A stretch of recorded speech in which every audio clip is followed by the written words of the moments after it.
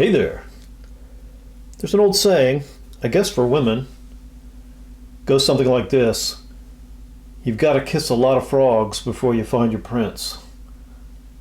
A lot of times that's the way I feel collecting vintage knives. You know, unless you're buying from a friend or a trusted dealer, you're more often than not just buying knives online based on sometimes wholly inadequate descriptions and pictures.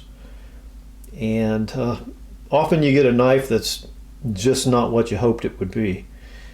That's okay sometimes because the price is right, or maybe you're just trying to get a knife you don't have and there's no better example available. But it's often rife with disappointment.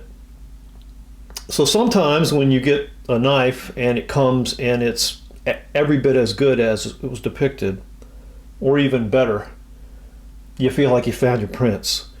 And you're just kind of over the moon. You're like, oh baby, where have you been all my collecting life? That's the way I felt when I got this early Victorinox officer's knife several years ago. This is a model 1897 second variety when they started offering the optional shield and bail in 1902.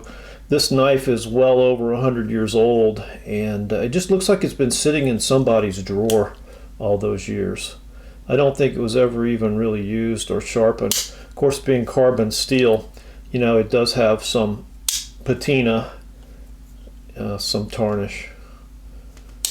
But I hadn't felt that way about a knife in a long time until I got this one the other day. So this is a Boker sports messer, known in North America as the camp knife. It's the model 182, and this is a pre-World War II model. Now, I've shown a lot of these on the channel, particularly recently, but it's the kind of knife that I collect.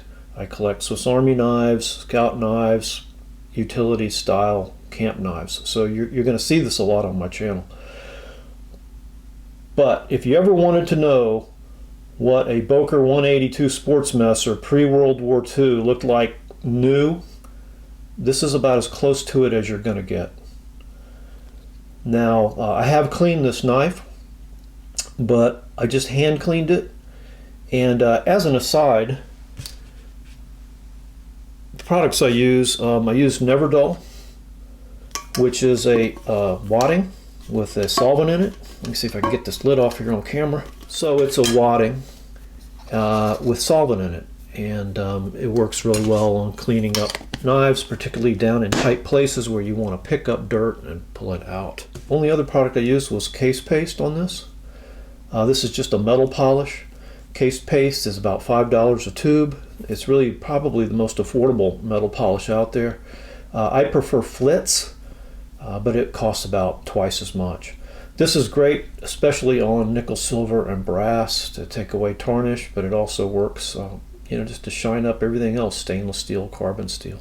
So with those two products, rags, different size wood picks, tongue depressors, and popsicle sticks, a lot of patience and a lot of elbow grease, I got this knife to the state that you're going to see.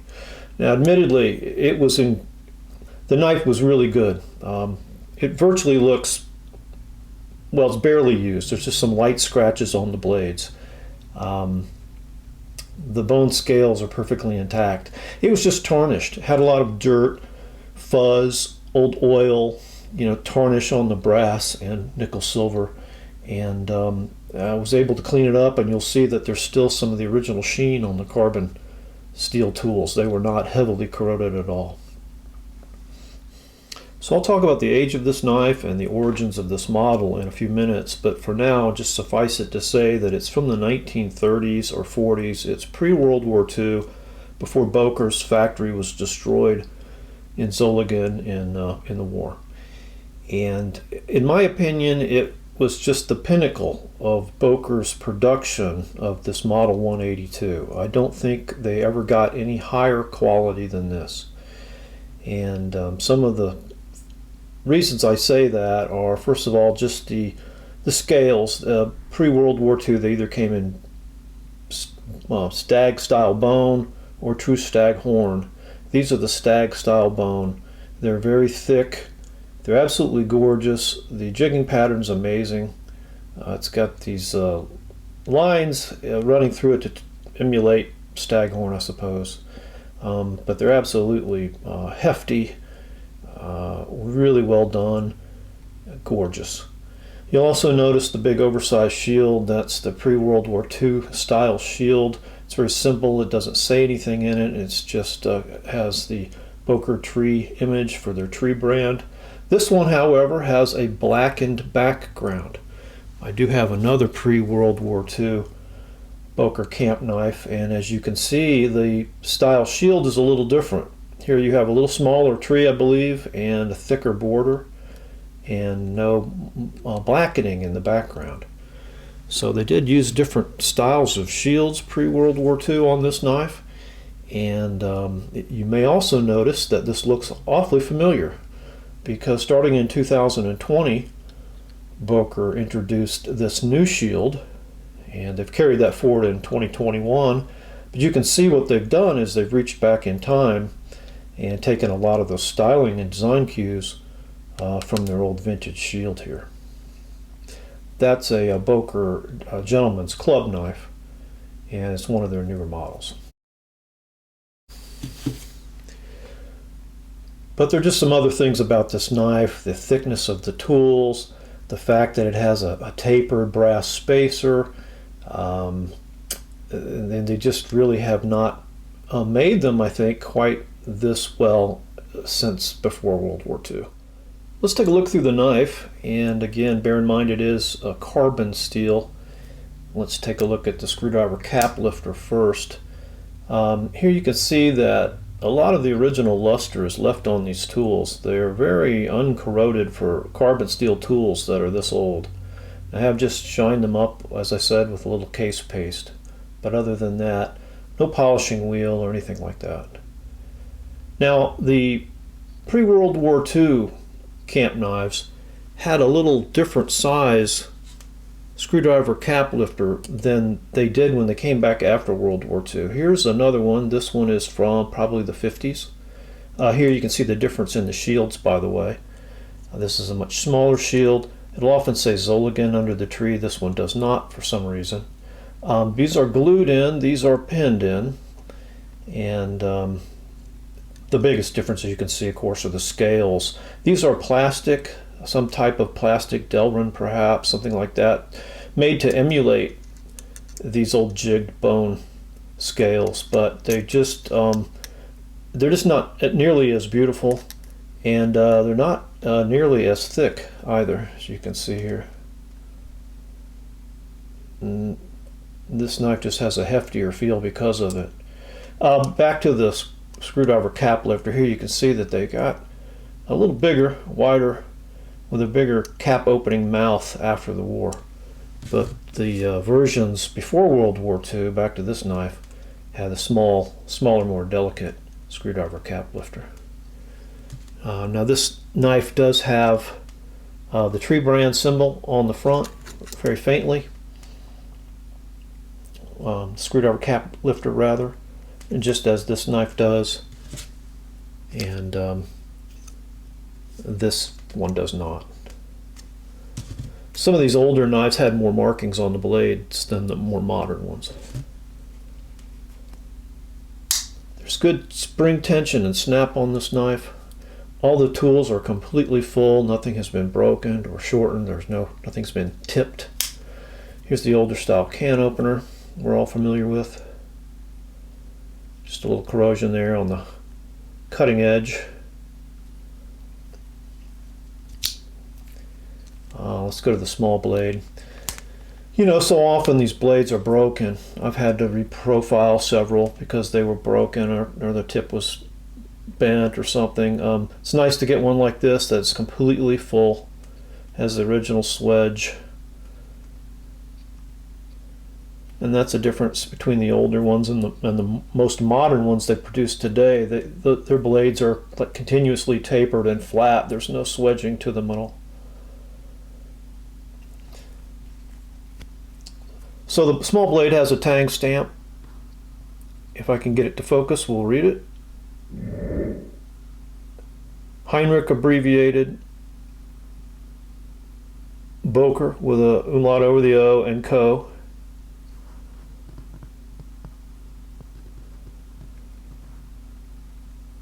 Zolligan, Alemania, which is German and Spanish, and then underneath made in Germany, and there's the tree symbol. And there's nothing on the reverse side.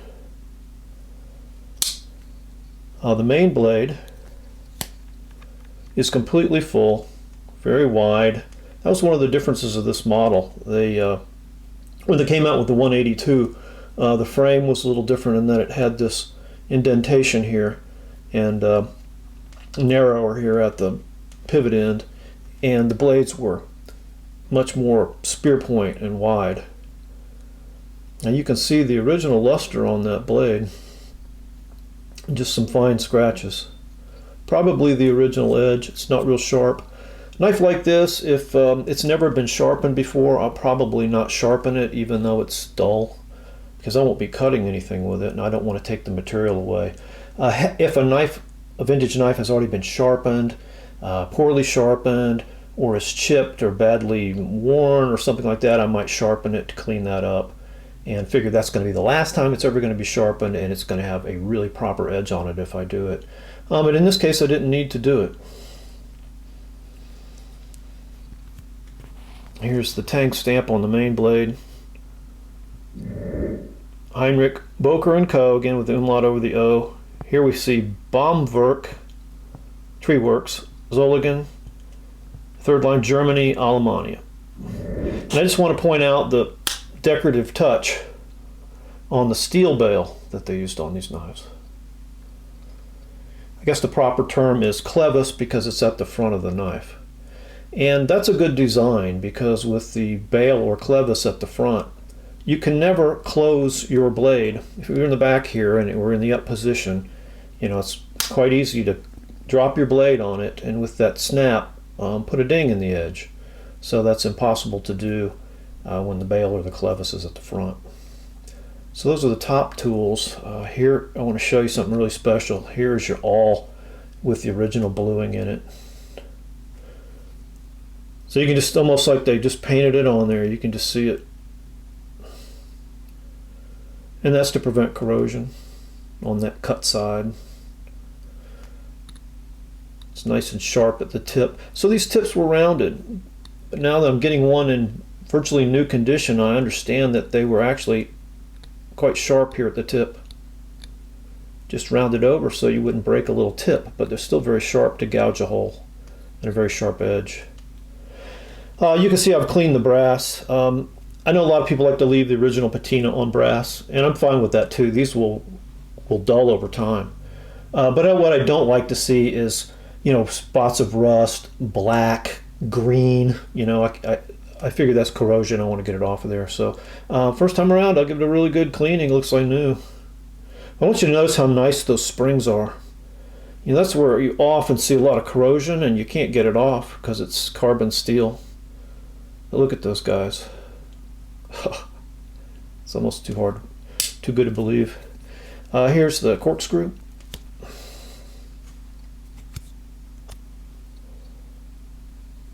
Five turns. Again, gorgeous liners and springs. Nice thick bone scale.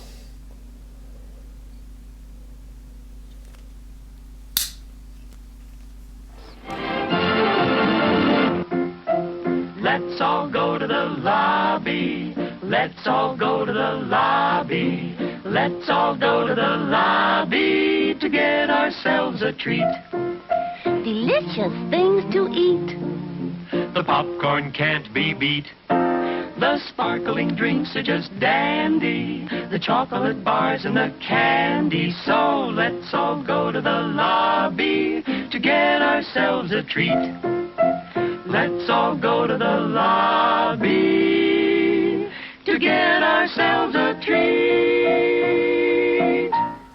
All right, I'd like to talk a little bit about the age of this model, its origins, and when Boker first started producing it, because it's a little debatable. There's some confusion around it, and I'll admit I don't have all the answers. I'm still a little confused about it. but I think I've got a pretty good bead on it now. First of all, Boker will state every time they bring out an anniversary edition of the 182 or a new version of it, that this is the one model that they have that's been in continuous production since 1869, when they first began making knives in their Zolligen factory. So for over 150 years they've been making this model. Well, I've come to understand that's not quite accurate. What I'd like to think they're saying is that they've made something similar to this since the beginning. A multi-bladed Swiss Army knife style or camp style knife. But it has not been this exact model. And here is why I say that. There's absolutely no evidence of one, physically or in any type of literature or records, that predates 1930. And what I'm going to be referring to is the Boker book, Boker, 2 Centuries and 2 Countries, representing one name in cutlery excellence, by Neil Punchard and Ricky Ray. They have an image here. They state that the 182 came out, first appeared in the 1930 catalog, and in this form, with the humpback frame and the screwdriver with a cap lifter and the very wide blade. They have an image from a 1908 English catalog, which shows a similar knife called the camper or tourist knife. Now, this is the very first time this type of knife shows up in Boker literature. But you can see it's a different knife. It has a equal-ended frame. It does not have a clevis, does not have bolsters. It's bird's eye rivets. It's an ebony. You could also get it in staghorn with nickel silver bolsters. But again, notice the differences. And this is an 8-bladed version they're showing here with saw and scissors. But notice the equal ended frame, the slender blade, and most importantly, the solid screwdriver. So knife companies didn't start putting cap lifters on their screwdrivers until 1910s, 1920s, because crown cork seals were just not that prevalent before that time. Most bottles were still corked, and the corkscrew was more important. I've never seen one of these knives with a solid screwdriver. If someone can find a 182 with this humpback frame with a solid screwdriver, that will help us understand that maybe they date a little earlier than, say, 1930. I would like to also suggest that the knife does predate 1930 by some number of years. And the reason I say that is I don't know how else you could explain Remington's R3843, which is a direct copy of the Boker 182. Because this actually shows up in an ad I have from 1928. This knife could date anywhere from 1924 to 1933 based on the particular Remington tang stamp that it has.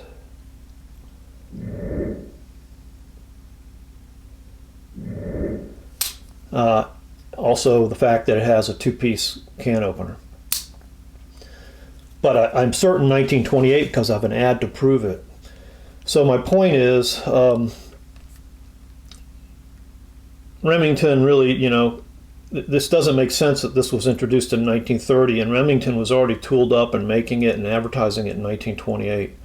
I seriously doubt that Boker copied Remington. Remington didn't start making knives until 1920.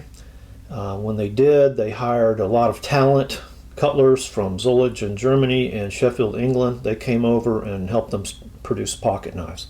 So I'm fairly certain that Remington copied Boker. And because Remington was making this knife at least by 1928, I think it's safe to say this knife predates 1928. So the date range I'd like to suggest for these is sometime after 1908, because they don't appear in the 1908 catalog. Something very similar but different does. And sometime before 1928, when Remington was already making a copy of it, and then it shows up in their 1930 catalog. Okay, So enough about that. Let's finish up by laying out my camp knives. We'll start with what I presume is the oldest. This is my pre-World War II version in wooden scales and stainless steel. We're going to put a big question mark next to the originality of that knife. We'll put the prints next to it, which is 100% original, authentic, and in newish condition. We'll put next to that also a knife in excellent condition. This is just a post-World War II version, and you can see how similar they all are, including the most modern one I have, which is just from 2019 or something. This is a camp knife sport messer in desert ironwood. So that's the Boker lineup, and we'll slip in here at the top Remington's well-made copy of the Boker camp knife. This particular one is very tired. This is one of those knives that you get. It's not quite as good as you'd hoped it would be. So this knife is really pretty fragged. But you can see how well they were made, and I'm glad to have it. Okay, so that's it. Hey guys, thanks for watching. I appreciate your support. And as always, have fun collecting.